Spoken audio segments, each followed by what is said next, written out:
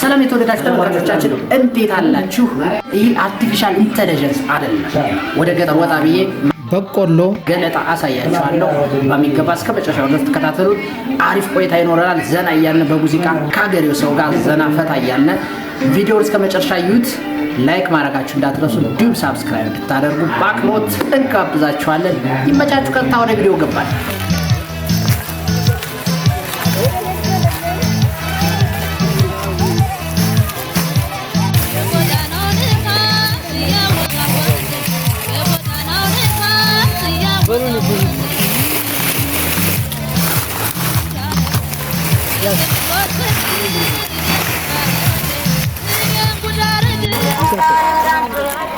Lantana waktu yang berpanjang.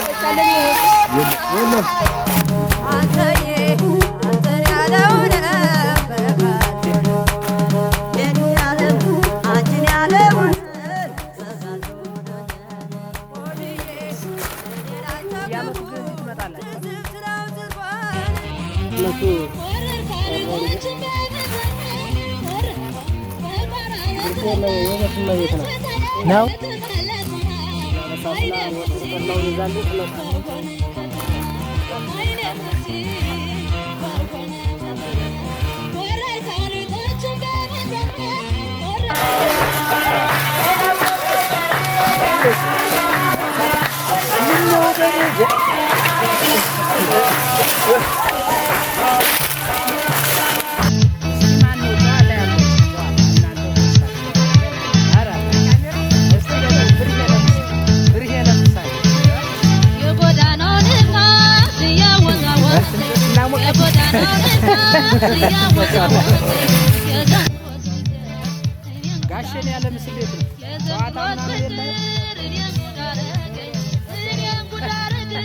እንግዲህ በገጠር በቆሎ ገለጣ የምርት አሰባሰብ ከፍተኛ የደስታና የሥራ ትጋት የሚታይበት ወቅት ነው። ይህ ሂደት በባህል፣ በሥራ ክፍፍል፣ በህብረተሰብ ትብብር የተሞላ ነው። በቆሎ በብዛት በሚመረትባቸው አካባቢዎች ገለጣ የሚከናወነው በደቦ ወይም በወንፈል ነው። ከገለጣ በፊት በቆሎ ከደረቀ በኋላ አገዳው ይቆረጥና በአንድ ቦታ ይከመራል፣ ለገለጣው እንዲመች ተደርጎ። ከተከመረ በኋላ ገበሬው ጎረቤቶቹንና ዘመዶቹን ለገለጣ ይጠራል። ለገላጮች የሚሆን ቆሎ፣ ንፍሮ፣ ጠላ ወይም ሌላ ባህላዊ ምግቦችን በቤተሰብ ደረጃ ይዘጋጃሉ።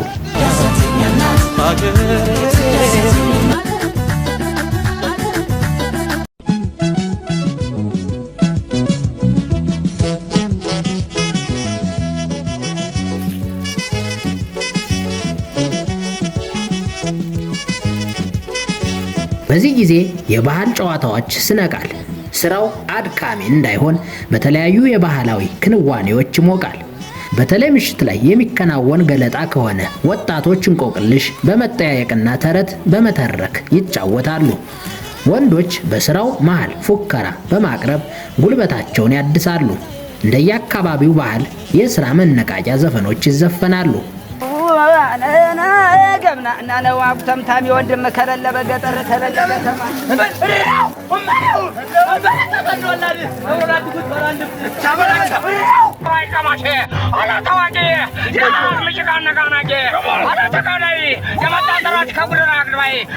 የተገለጠው በቆሎ እርጥበት ካለው በፀሐይ ላይ እንዲሰጣ ይደረጋል። የበቆሎ ገለጣ በገጠር የኢኮኖሚ ምንጭ ብቻ ሳይሆን የማህበራዊ ትስስር ማጠናከሪያ ትልቅ መድረክ ነው።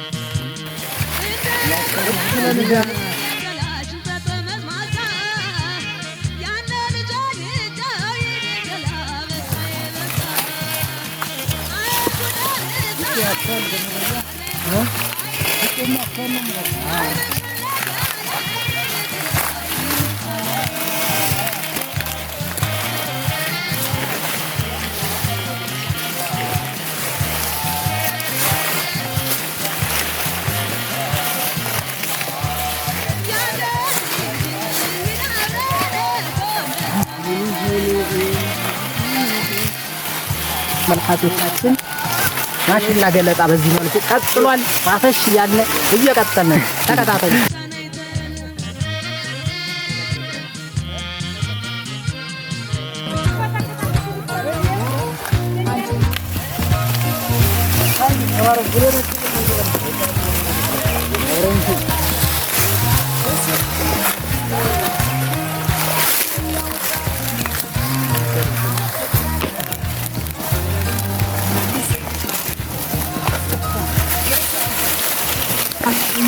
በከሰል በእንጨት እየተቀቀለ እንጀራ በአቋራጭ በትንፋሽ በሰለ እንጀራ በአቋራጭ በትንፋሽ በሰለ አካል ገላ ገላ ምን አለሻ ተላላ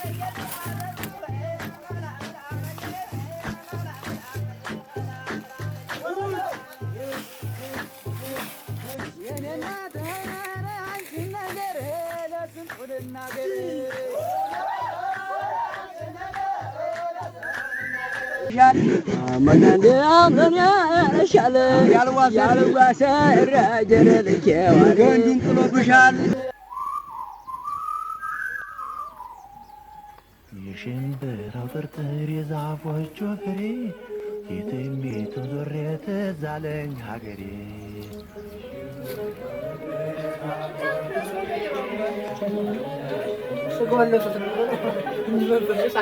የሽምብራው ጥርጥር የዛፎቹ ፍሬ የትሜቱ ዞሬ ትዝ አለኝ ሀገሬ